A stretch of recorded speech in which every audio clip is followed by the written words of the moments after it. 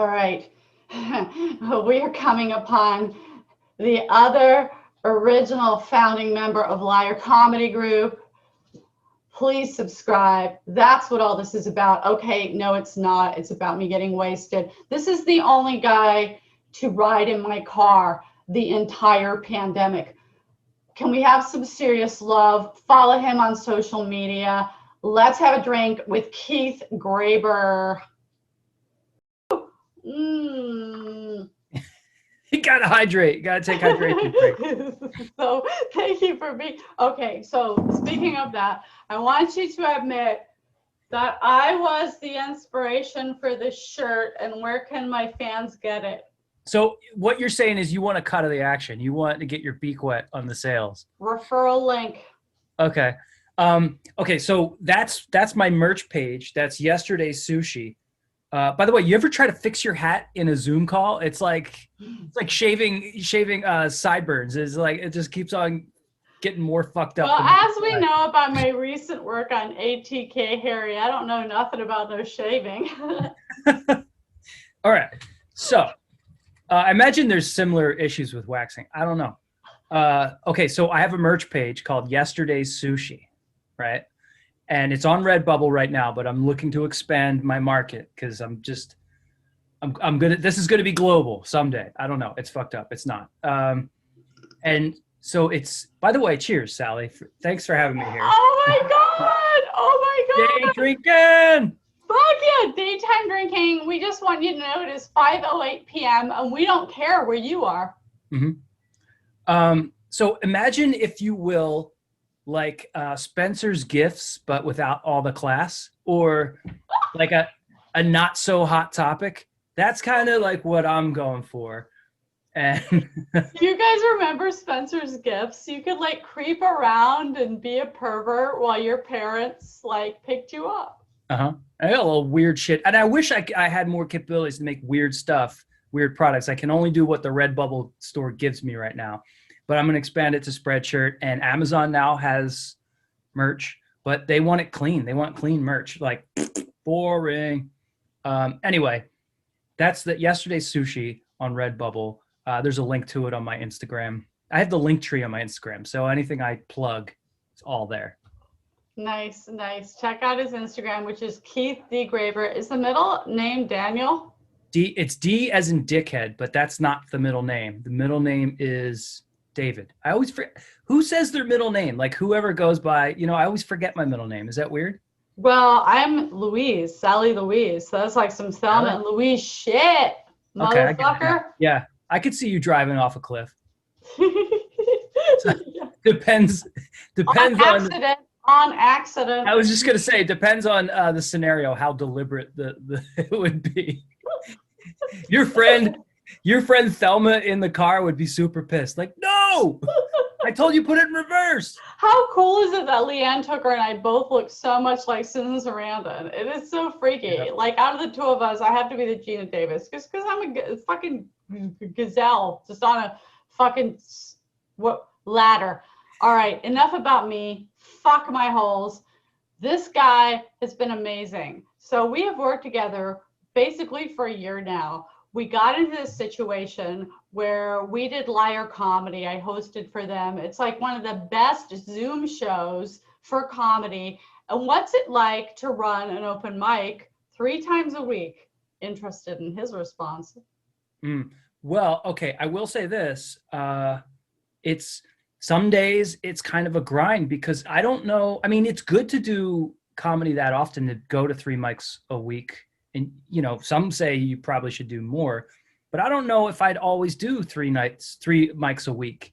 So having that is like really pushing my, it's good exercise. It's really pushing myself to exercise, and always, it's, we alternate, like some days I open and some days Ed opens. Like we alternate our spot in the lineup. So, and we're hosting. So every day I have to host, it really like exercises all those muscles in your brain about A, hosting, and then B, like doing comedy when you don't feel funny, which is one of the hardest things I think to do. For me, that's one of the toughest things. Like those days where you're just like, oh, really? All I do is have self-doubt and I'm pissed at a bunch of things today. And I'm not drunk Comedy. yet. So, you know, sometimes that actually manifests into more funny. Sometimes that's like, yo, bro, you got dark for a second there and you didn't help the room. I don't know. It's weird. So I think it's good exercise. That's the number one thing about it. People in this town freaking love you so much. So many people have written to me and said, thank you for introducing me to Ed and to Keith. So I just feel so good about the fact that we're just all producing comedy, be it on Zoom, be it on live stages, no matter what is going on in the world. What is one thing you really miss about live comedy, though? Okay, I did a semi-live, like an outdoor show recently. And the thing I missed about it was the thing that I got from that show that I missed from doing Zoom is there's this feedback loop of energy with you in the crowd that you know, even live, some people don't tap into it readily. Some people just recite, you know, and that's cool. Like you do your thing, but there's a way in which you engage with people in a sort of like an unspoken way in the energy of the room. And you can feed off of like what they don't like, the reaction of this side of the room versus that side of the room, all that kind of stuff. And it's different on Zoom. There is no room sides. There's, you know, you're just mugging into a camera. It's this weird tape, and you know people are watching, you hear laughter, but you're sort of your brain's putting the audio and the video together. You're compositing that, all that information in your brain. It's different than when you're in real life. It could be way more conversational. In real life, you're conversing with the whole crowd in a way that you can't really simulate on Zoom. There's a lot of problems with Zoom, but I think that's the biggest one that I felt like, okay, this is what it was like. It's actually kind of cool. It's almost like it's easier to be conversational for me, you know, but I always feel like on Zoom, I almost never go out of overtime. If I'm like spaced out for whatever reason, I'll do. But live, you can go over time really easily because you're feeding into that and you're dropping like extra tags here and there, and your set isn't your set anymore because you got to leave little energy gaps, you know, for laughter or for extra pausing or whatever you're doing, you know. So Zoom, I could be really precise, but in real life, I'm like, how many was that? 15 or 80 minutes? Yeah, you're oblivious. Says the crazy bitch I ran more lights on Zoom than I ever ran in real life. I ran more lights in a year in Zoom. So that's kind of something that's kind of freaky deaky interesting about me. So interested to know from your point of view, I don't know why I didn't ask, actually, I should have asked Ed this as well, but who are your favorite comedians of all time? Okay, so favorite comedians of all time. This is a minefield topic. You know it is, and you know why it is, right?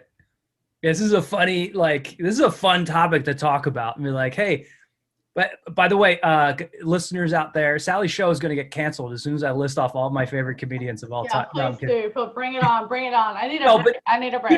You know how it goes. Like it's and we don't even know, you know, like who knows next week who's getting canceled next. But okay, I will say this. My favorite comedian as a child, my first favorite comedian that I loved, that I adored and wanted to like be like him in every way was Eddie Murphy. Okay, because of the stand-up was off the chain, right? The sketch comedy in Saturday Night Live, the movies, you know, like, as you know, I'm sort of a comedy Swiss Army knife. Like stand-up isn't necessarily just my thing. I'm like into all these crazy things. You know, I'm wearing this stupid, like, this is a dorky G.I. Joe costume sweater. Like you know, I have a wig room. Like it's just, so I love that part of Eddie Murphy is this like multifaceted comedian, but a really strong stand-up. You know, I love that about him. And that was probably my first favorite comedian. And I don't know, I kind of, who I align myself with now, it's a composite of a lot of people, but I would say it's weird. It's just, I see little snippets here and there. Like, so I love Anthony Jeselnik. I love Brian Regan, even though it's like super clean, but that guy exudes funniness. Yes. I love snarky comedians. I love like Sarah Silverman. I've always loved her. I feel like she's never said one word that I didn't agree with. You know what I mean? Yeah. And honestly, like in the way my brain works, I think Louis C.K. is probably one of the comedians where I'm like, my brain works like his. I want to do that because that's how my brain works. But I never thought he was that funny. So I was okay to let him go and not fight for him. And I guess I was just so offended with like the level he got to. I just wish some of these dudes would like just take it to a fucking fetish dungeon or a mistress. Right? Yeah. Or Like something. Yeah. we're talking about like you go to the beach and you're stealing sand. I don't know. Like you're this famous comedian. You can just buy whatever sex you want on the side, legitimately and consensually. Probably get it for free. Like, why even engage in this weird shit? Like, you just have to be a son of a bitch to get off on whatever like negative, stuff that causes. I don't know. It seems weird to me. Yeah, it's like the weirdest thing. It's a thing that a lot of guys who would never they can't get their head around it. And I mean I get it. I totally fucking get it. It's a weird thing. It's like, but I mean he's definitely a majorly influential. He'll probably come back. I feel like everyone will come back at some time. Unless you murdered or raped somebody, you will come back. I kind of feel like that. Yeah. What are your plans for 2021 and 2022? Like, so, you got some plans. I feel like I've already got 2021's balls right here. And like, I'm just trying to like ratchet up, you know what I mean? I'm like gripping them a little tighter. I want to like get a more comfortable grip and like really yank on them. But I just want to develop like quality and consistency with liar comedy. Expand, but in a way that's manageable and not too ahead of ourselves, and just really sort of capitalize on the momentum and the reputation that we built. Like we're not doing anything special. Like we're not doing anything that a fucking child with a computer couldn't do. Well, you are. Sorry about that buzz that just no, it's okay. Stuff, and I'm not going to edit it out. But I will just say that you are very special and that you are offering 3 Zoom mics Monday, Tuesday, Wednesday without pay. You have been the one filtration system. Like I have said, hey, hit up these guys. And you also do a show once a month, which is well attended, and the comedians get tipped. So you're doing a lot of things that not a lot of people do. And what do you want to do in terms of doing a lot of things that a lot of people don't do? Okay, well, one thing that I do have on my list, and I'm working at it now, and I have had some response. I'm trying to get the shit show at the Edinburgh Fringe Festival. So I know they have some sort of virtual sort of integration with their festival, and I really want to bring the shit show to the world because they need to see more shit show. Yeah, I don't know, maybe they don't, but it's a fun show and it's like wacky.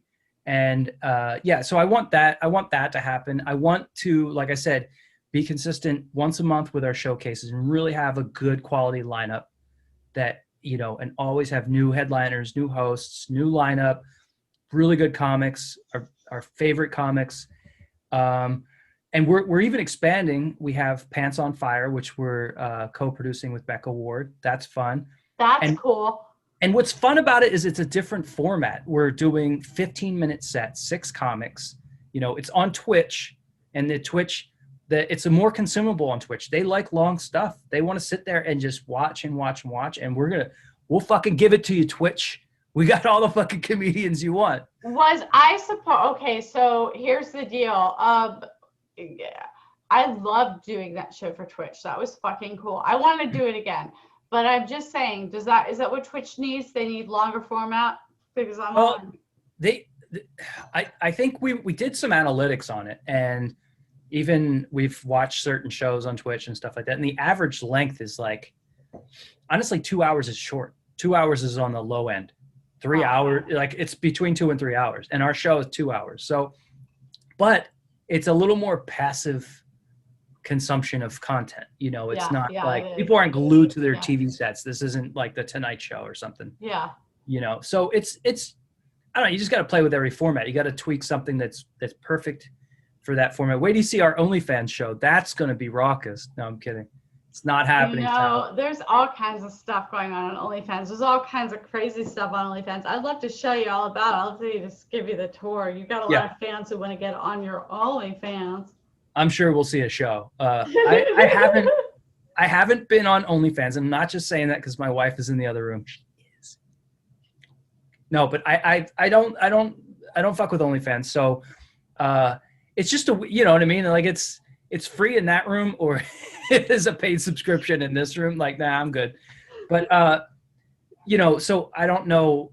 And I know a lot of comedians are trying to do stuff on OnlyFans, but I don't know how successful that is without the actual smut. You know what I mean? Probably like, not very. Yeah, if the smut's not in, and I respect that. Like for OnlyFans' sake and for the subscribers on OnlyFans, that's what we were talking about with these cancel comedians. Like, go to where you want to go to get the fucking thing you want. There's somebody providing. That's how I feel. I'm like, you know, you showed your true colors, and like your people are fucking ready, and go do it and get yours, and then fucking retire and stay out of the drama. Quite honestly.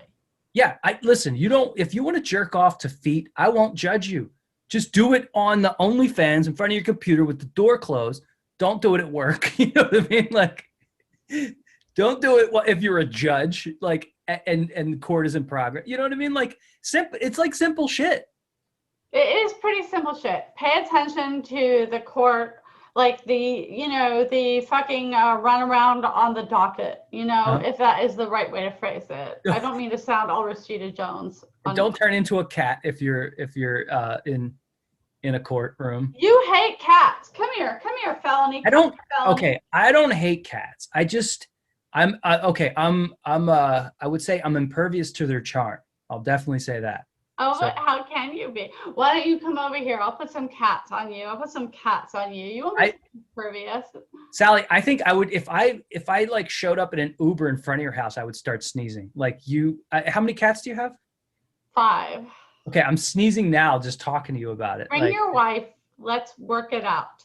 There seems to be this illusion that I'm throwing rocks from a tower at Rosegen, and it's very, very correct. You can come in, and I will hold off on the rock throwing. You and your wife come in, get on the bed.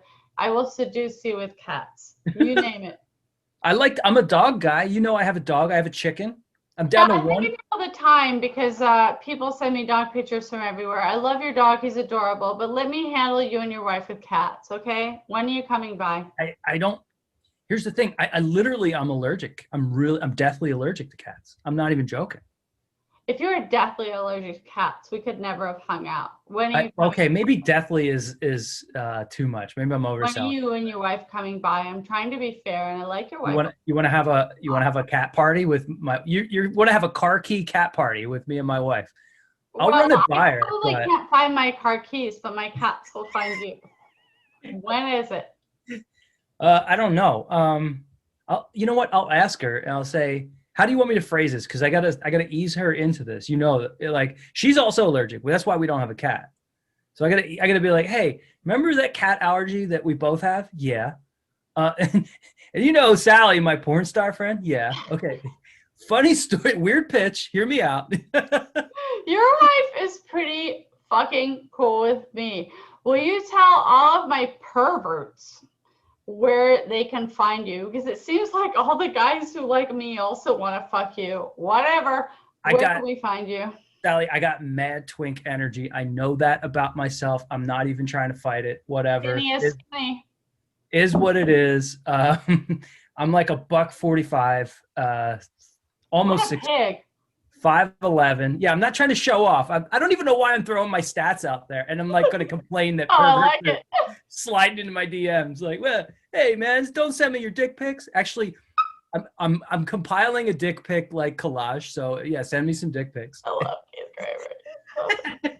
He's down to clown. That's what they call it in the gay community when you're like not even bi-curious, but you will like, you know. Like, I'm a tease. Yeah. Yeah. Down to clown. Yeah, because I'm not going to ever act homophobic. In fact, I'm going to I'm No. going to be like leading the parade, but never fucking You after fucking party. rule. Anyway, okay. So Keith D. Graber is my handle on most of the things. I'm looking for a Twitter army too. If there's Twitter people out there, tweet me, at me. I don't care. I'm trying to build my Twitter presence. So it's Keith D. Graber everywhere. D as in dickhead, but that's not my middle name. And then on Instagram, you can get my link tree, and it has all my shit. Everyone's a comedian. Everybody's a comedian podcast. That's where I had you, Sally. Dude, I forgot to ask you. You have like multiple podcasts, lucky podcasts. Me and Teresa Lowe were on a podcast recently. It's called Everyone's a Comedian. We were talking about being producers. People like to hear about the mechanisms of comedy, not only comedians, but the people who put the shows on. This is a cool show. Tell us more about it. My bad. So, yeah, the whole point is that it's if you're self-spank. I like that about you. So if you're into comedy, it's immersive. If you're not into comedy, it's informative. That's what I'm trying to go for. No matter what stage you are, even if you're just an audience member and you like comedy, you'll learn a lot about how the goings on of behind the scenes and how the world works and how the comedians think and what makes them tick. It's called Everybody's a Comedian. It's my podcast. It's on Anchor, and I put it on my YouTube as well. Links are in the link tree. And each month I have 2 guests who share some sort of dynamic with each other, whether like when I had you on, it was you, me, and Teresa Lowe. We're all producers. We all produce shows. And we talked about what it's like to produce shows, the difficulties in that, and the different ways that people see you, other comics see you, and how you interact with those people and how they interact with you, all that kind of stuff. So it's funny because it's always going to be comedians. Yeah. But it's also informative. I mean, I'm not going to say like journalistic integrity. Maybe that's going too far. I'm not going to oversell it for you, but I don't know. It's fun. It's interesting. It's informative. That's what I think about it. Keith Graber has a lot of integrity. There's a lot inside the man. That's all I'm saying. We're not going to fucking stick it down your throat anymore, because then that would be not that was 2 giggities in a row for the pervs out there. Die, oh, you're all gonna die. Die, oh, you're all